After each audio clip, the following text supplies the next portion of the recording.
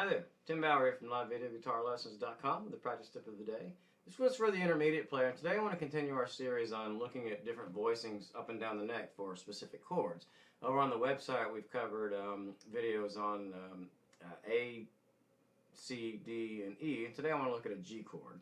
So with this exercise we can do stuff like this.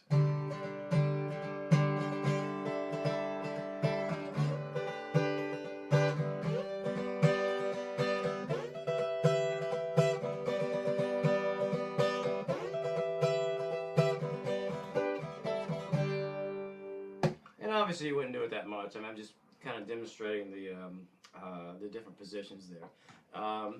You know, it depends on how long. All we're looking for is a different way to play our G chord.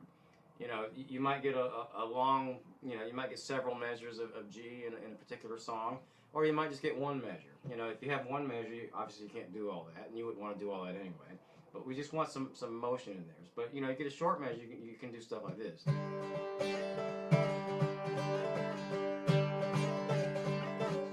So that didn't sound good, but I'm sorry. My finger. I just got finished playing a long show, and my finger's a little sore. So if I misfret a couple of notes, I apologize. So anyway, all right. So let's take a look at what we did. All right. So the first thing we need to do, we need to understand a little bit of theory, just a little bit. We need to know what a G chord is.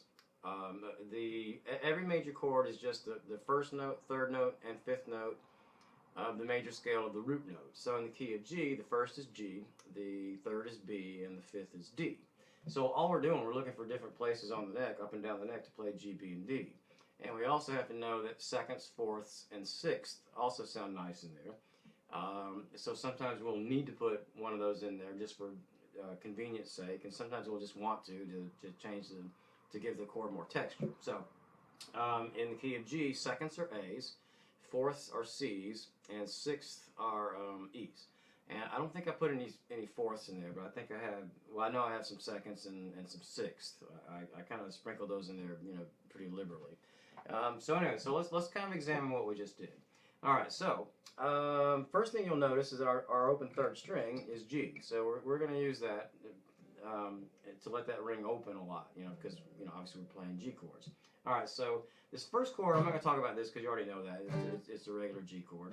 Traditional G's 3 fingers, but you already know that most people play it with 4 fingers now.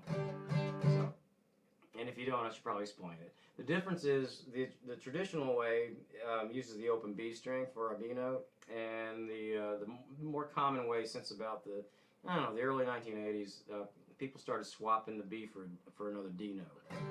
And it has a little bit fuller voice, and people tend to like that one now.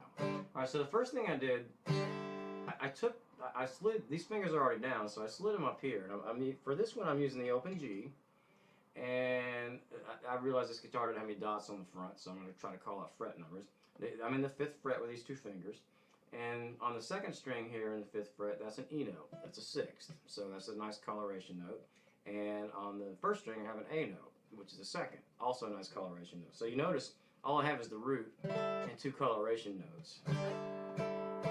And I know it looks like I'm doing something with these fingers, but I'm not playing any notes. I'm really just doing that. But I'm muting with these fingers. So it looks like I'm just kind of dragging the whole thing up, but I'm not. And again, I overshot my sore fingers. I'm sorry. I played like almost twice as long as I would normally play a show tonight. So.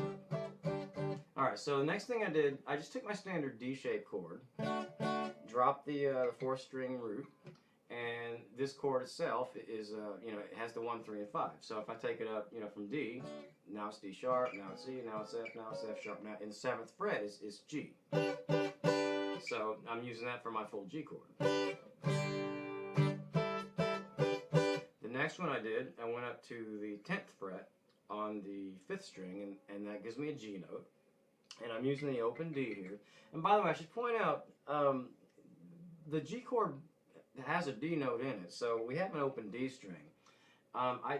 For these smaller chords, we could include those if you like the way that sounds. You could include that D note in there. To my ear, it makes it sound like I'm playing a D something rather than a G something. So I tend to drop that on that one and that one. But when I get over here, I'm going to use it because I have a G on the bottom.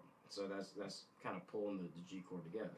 So anyway, so I have in the 10th fret, I have on the 5th string I have a G, and then I have an open D, and another G on the 3rd string, open 3rd string, open D on the 2nd string, and you probably noticed that strings 2, 3, 4, that's G, B, and D. So just by themselves, that's a G chord. And then on the 1st string, I added a D note on top. So that's kind of a ringy, kind of nice version of that. And on the very top, I put very top of that progression I played. I'm barring across strings 1, 2, and 3 in the 12th fret. That gives me a G note on the 3rd string, and on the 2nd string I get a B note, which belongs in the chord, and on the 1st string I'm getting an E note, which is a 6th, which doesn't belong in the chord, but it's a nice coloration note. So anyway, all we're doing here, we're just trying to look for options, to give us a chance to kind of explore our creativity a little bit, and give us a chance to play in a way that is different from the way everybody else plays. Everybody just kind of plays their G chord, just on and on and on and on and on. They never go anywhere, and that can get kind of dull to you as the player. Mostly, we want to make sure that you're inspired to to play and play more, and look for new things to do on guitar. But for your listeners, it's also, they hear it too. They hear the effort, and they hear the movement, and they hear that it's not the same as everybody else. So anyway, hopefully that helps. So thanks for tuning in for this practice tip. Tune in again tomorrow for another one, and I will see you next time. Thanks. Bye.